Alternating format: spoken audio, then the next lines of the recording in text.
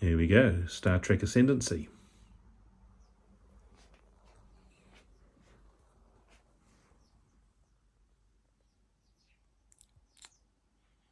I've got a 4-player game set up. We actually played this yesterday with the same races and the same spots. There's a group of 4 of us and we play it probably about every 5 weeks on average. It's pretty good fun and get on well, and we all enjoy the sort of the strategy side of it. So in this game we've got the Federation, the Romulans from the core box, and we've got the Ferengi and the Andorians, and it's the first time the Andorians have played. I've got all the expansions and I've got the GameFound crowdfunding thing done too, so when that arrives.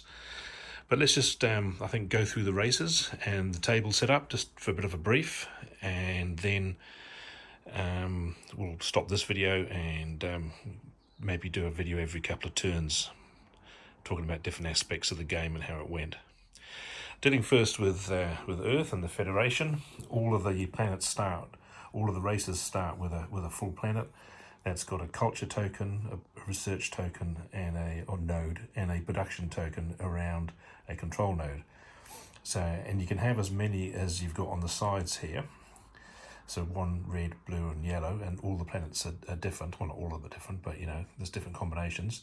And you start with 3 ships in orbit. But that's it. You're on your own sum. And on your mat, you've got your mat. And you've got your shields, weapons and shields, and you've got little stacks for how many of those 3 resources that you've got, and you start with 3.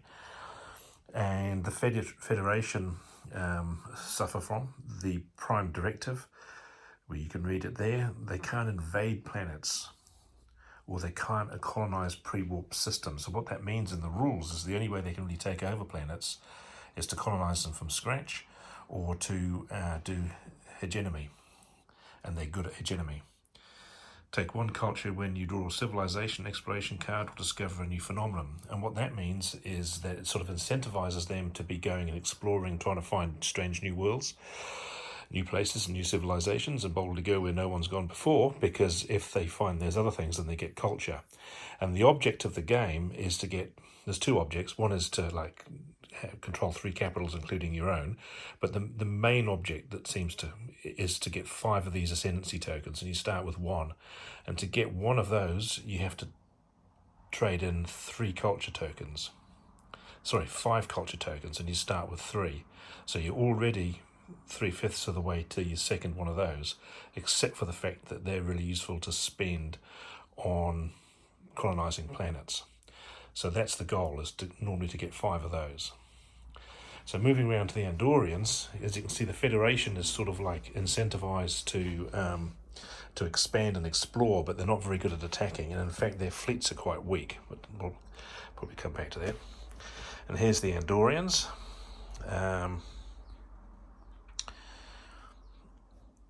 And field testing. Basically, if they are in a battle and they killed some enemy units, they get to keep one per battle for each enemy defeated of their ships, and they put them on top of their research, and then they spend them for research. So in other words, by fighting they can get extra research, so that's really good.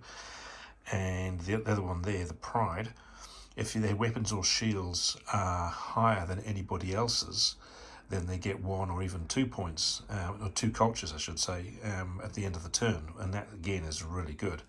And there's a couple of other special rules they've got too. They're the only ones with these little communications markers, and their fleets allowed to play out.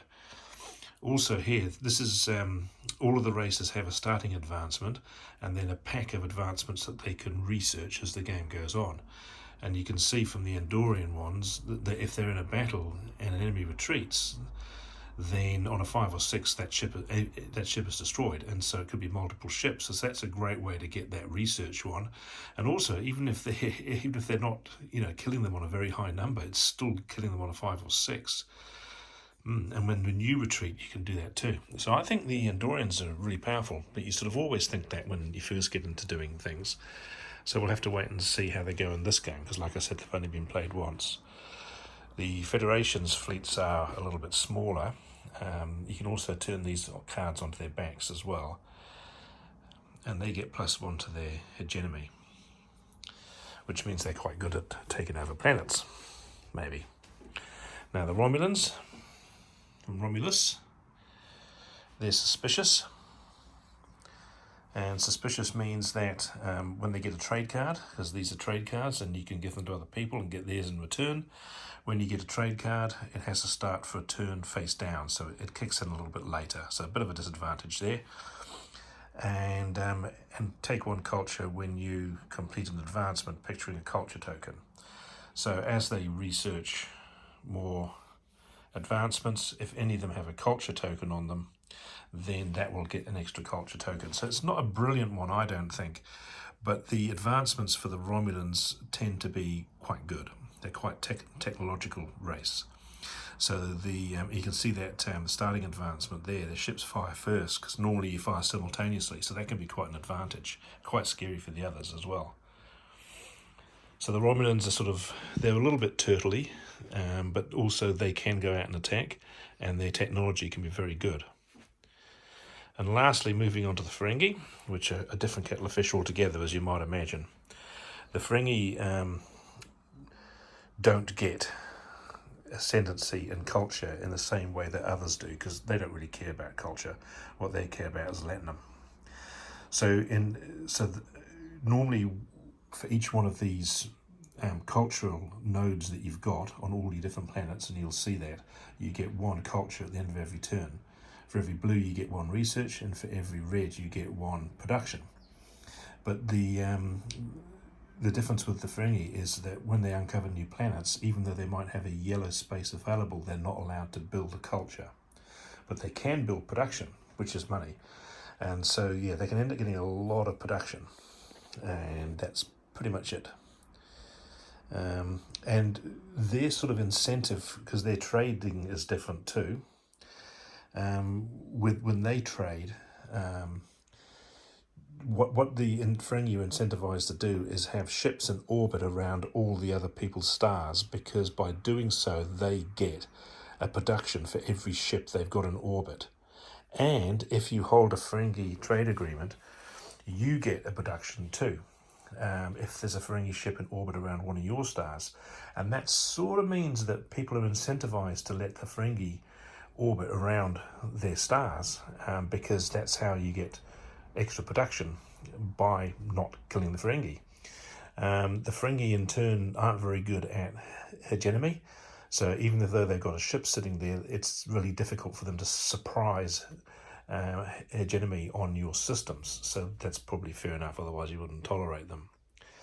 The rest of the of the races all have trade cards, and you give them away, and the other person gets what's on the card. So if the Romulans traded this away to someone else, then the other side would get 3 productions every turn. So the Romulans are going to be trying to trade this away for 3 production card from somebody else. And as you can see, there's the bases. They're all starting with absolutely nothing. And what we might just do is just see who's going to go first. So these are just turn cards that I've 1 to 4 that I've randomly assigned. Oh, there we are. They're going to go first. 4th, 2nd, and 3rd. And each turn, you can take different turns. So the Romulans are going first. So just to show you, what are they going to do? So you've got the building phase. That's the first thing that you do. And then you flip the card over and do the command phase. And at the start, there's very little that you can build, because you've only got one planet and all its production slots are full, so you can't build anything.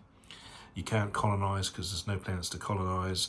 You can't commit research because you don't have any projects that are active. You've only got one that's already researched. So the only thing that you can do in the building phase is to build new ships. And build starships. And they're one production. So the Romulan is going to build 2 starships. Just check the coins over in the thing there. Grab 2 of these and put them here. Looking at this through the camera. 1, 2. And that's all they're going to do. Okay, so they've done their building phase. They're now moving to their command phase, so it's now too late to do any more building. And in the command phase, you can do those things there. And they can't, there's no one to space battle against. There's no hedge enemy planets to to do it to. So what they're going to do is they're going to move because they want to go out and discover new planets. So the way you do that is that you declare by that you're going to go into warp. There are other ways to do this, by the way. And you put one of your ships into warp. Now, you don't do this exact way every time, but this is the mechanic of it, so you understand. And it goes into warp. Okay, and that warp enables it to travel to an adjacent system that is as yet not found. So let's take the space lane dice and we'll roll that for the Romulans. And the space lane is 2. So what we do is we go over here and we grab a 2 space lane and we grab a planet. And because I know it's going to be a planet on the top, if it's an actual planet, then you also get an exploration card. So we'll just pick one of those up while we're here. And that comes back across here. And you can put the space lane anywhere you want because you can move them, but I'll cover that later. So I'm just going to put it on the top there. And then you turn the planet over like so. And there's the new planet that you've just found. You then pay 1 to come out of warp. And because you can move 1, you're coming out there. And you've discovered that planet. Hurrah.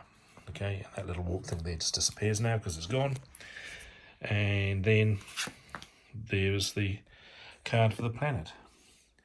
There's a bit of narrative there. For each rival trade agreement you hold, take 2 research and add it to your reserves. Well, don't have any, so that's not going to happen. And so that one just gets discarded back over here. I'm just going to move that a little bit like that, and then I'll just stop there because basically all the rest of them. We'll continue with their turn because they've still got 3 commands left, so they can do 3 things from up here. So what they're going to do is they're going to put another guy into warp, and I won't bother with a little marker this time, and then they're going to roll the dice again, which is a 3. So that's going to get them a 3, and this one they're going to put over here because they'd like to get. Now they could have used this guy here and done that guy again, that he could move again, but they didn't. They used to go down here. So again, that goes to there. Not a terribly good planet. It's only got 1 building slot, and that other one only had 2 building slots, but at least it's a planet. And because they discover a planet, they get an exploration card, which is a red one, which is, you probably figure, is not that good. If you have a Klingon rival, place a new Klingon ship in the system. Well, we don't. If not, and because this card came from the Klingon expansion set, if not, place a new ship from the player to your right in this system. So we go over here and we grab a ship from the Ferengi and we put that in that system there. Bang. Which is maybe not welcome, maybe not unwelcome. Okay, so that's now used, and they had to pay to come out of warp, so that's used 4. And then with their last command point, they are going to launch projects. Okay, so turn that over and choose 2 projects from here, 1 and 2. And because they've only got 1 blue research node, they can only be researching 1 at once. So which one are you going to choose? And basically, you don't hold the others up if you're playing with others. But of course, both of those are going to get me a free culture. And that one on the left there, if I research it by putting 4 researchers onto it, I'm going to get this and a culture and also an extra warp. And a warp means my ships go faster. When you launch a new project, place 1 research token from the supply on the new project. So that's making all other projects a little bit quicker. So that's actually quite cool, to be honest with you. And this one here, in planetary invasions, research nodes you control, roll an additional die to hit. Okay, so if someone's attacking you, you get extra defense. But I think, to be honest, because it's the first one up, if I research that, and it's going to take 4 turns to research it, but once I've got it, I've got 1 less research on all other projects, and I've got also a culture and a speed. So I'm going to keep this one, and I'm going to discard that one. Just goes back into the pile. So that player has now used all of their commands up, and basically it just goes around to the second player, which is the Andorians, and they're going to do something very simple, because in the first turn there's not much else that you can really do. And then, and once all the players have gone round, there's then a cleanup phase, whatever it's called, an end turn, where you get resources based upon what you've got. So the Romulans would get 1 culture, 1 research, and 1 production from over here, and add it to their stuff here. And there's a few other little things you do in that tidy up phase, and then you go into the second round, see who's going to go first, and carry on from there.